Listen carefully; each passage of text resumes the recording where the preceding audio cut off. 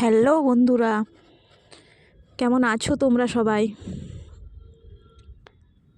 বিনা blog চ্যানেলে সবাইকে স্বাগত। আবার একটা রান্নার রেসিপি নিয়ে চলে এসেছি তোমাদের সাথে শেয়ার করতে। আজ আমি বানাচ্ছি চুবড়ি আলু। চুবড়ি আলুও বলে, খাম আলুও বলে। সেই খাম আলু দিয়ে পালং শাকের ঘন্ট বানিয়েছি। সম্পূর্ণ একটা ইউনিক রেসিপি। তোমরা খাম আলুকে তো অনেক রকমই করে খাও, এইভাবে একবার ঘন্ট বানিয়ে খেও। ডালের মতন করে, ডাল যেরকম একটু পাতলা হয়, এটা পাতলা না, একটু মোটা করে, একটু ঘনত্বটা বেশি হবে। এটা আমার বাড়ি থেকে আমি খামারটা এনেছিলাম, হাফ খেয়েছিলাম আর হাফ ছিল, সেটাকে আমি আজকে ঘন্ট বানিয়েছি পালং শাক দিয়ে। খুব দুর্দান্ত খেতে, দারুণ খেতে লাগে। যে তোমরা মাছের মাথা দিয়েও করতে পারো বা নিরামিষেও করতে পারো, রুটি দিয়েও দারুণ খেতে লাগে, ভাত দিয়েও দারুণ খেতে লাগে। সব রকমের সাথে দারুণ খেতে। প্রথমে আমি খামারটা ভালো করে কেটে নিয়েছি, ধুয়ে পরিষ্কার করে নিয়েছি। এরপর আমি একটা পালং শাকের আঁটি নিয়েছি, বাজার থেকে এটা কিনে নিয়েছিলাম পালং শাকের। ওই পালং শাক হাফ দিয়েছি, যেহেতু আমি একা খাবো তাই একার মতন করে রান্না করেছি।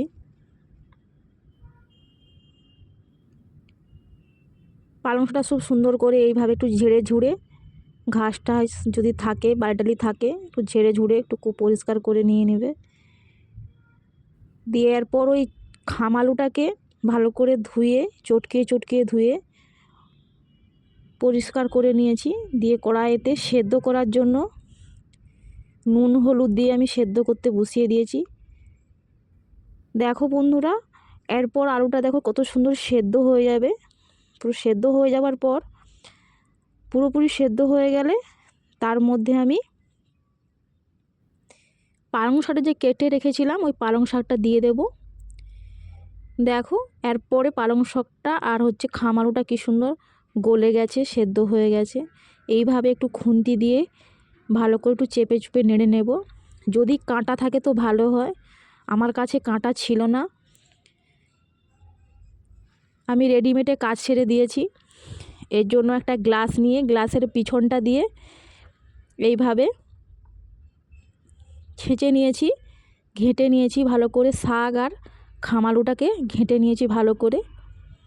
তোমরা দেখতেই পাচ্ছ আমি গ্লাসের পেছনটা দিয়ে আমি ঘেঁটে নিচ্ছি, খুব সুন্দর করে একদম ঘেঁটে নেবে।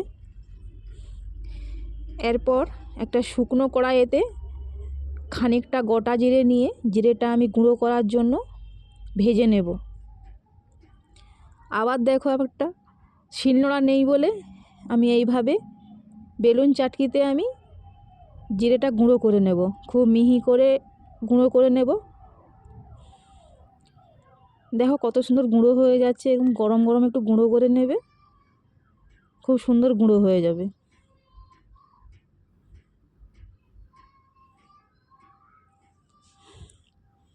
শিলনোড়া নেই তো কী হয়েছে, তাতে এতে গুঁড়ো করে নিচ্ছি আমি, ভালোই কাজ দিয়েছে। দেখো পুরো কত সুন্দর হয়ে গুঁড়ো হয়েছে। দেখো এই গুঁড়োটা লাস্টে আমি তরকারিতে দেব। চলে এসেছি আবার নেক্সট স্টেপে। এরপরটা কড়াইতে আমি 5 ফোড়ন দিয়েছি, তেজপাতা দিয়েছি, আর একটা শুকনো লঙ্কা দিয়েছি। 5 ফোড়ন, শুকনো লঙ্কা, তেজপাতাটা একটু ভাজা হয়ে এলে ওর মধ্যে খানিকটা আদা বাটা আর একটা হাফ পেঁয়াজ কুচি দিয়েছি। দিয়ে ভালো করে ভেজে একটু হলুদ দিয়ে নেড়ে চেড়ে যেটা আমি ঘন্টটা রেখেছিলাম ওটা আমি ঢেলে দেব। দেখো দেখতে কত সুন্দর লাগছে। দেখতে যদি সুন্দর হয় তাহলে তো খেতে তো সুন্দরই হবে। এইভাবে একটু ফুটিয়ে নেবে, ভালো করে ফুটিয়ে নেওয়া হয়ে গেলেই মোটামুটি ঘন্ট রেডি। একটু মোটা মোটা করে করলে খেতে ভালো হয়। তোমরা এটা রুটির সাথে, পরোটার সাথে খেতে পারো।